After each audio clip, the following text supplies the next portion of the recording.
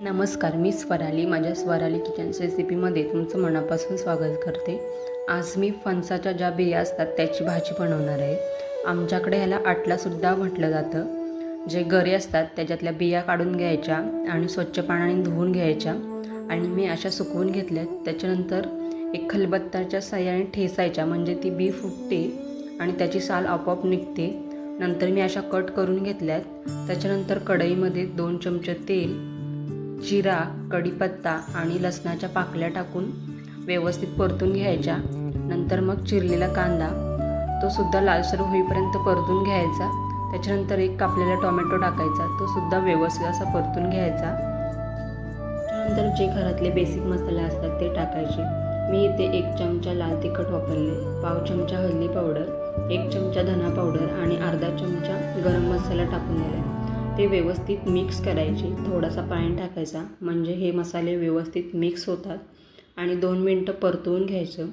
त्याच्यानंतर आपण ज्या कापलेल्या फणसाच्या बिया आहेत त्या टाकून घ्यायच्या.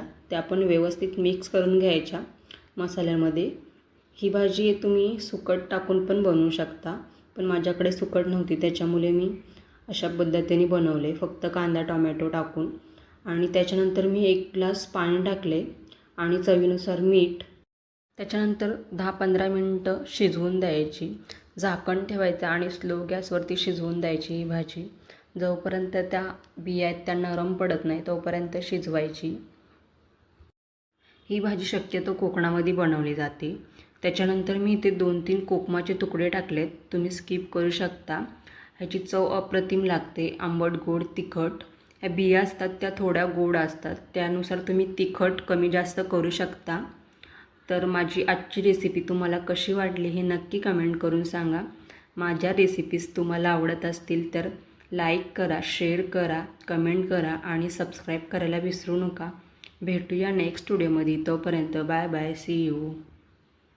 आणि हो, ह्या बिया आहेत ना, आपण उकडवूनसुद्धा खाऊ शकतो. त्याच्यामध्ये मीठ टाकायचं उकडवतेली आणि कुकरला 2-3 शिट्ट्या करून घ्यायच्या. जेव्हा उपवास असतात ना, तेव्हा आमच्या गावाकडे ह्या बिया खाल्ल्या जातात उपवासाच्या दिवशी.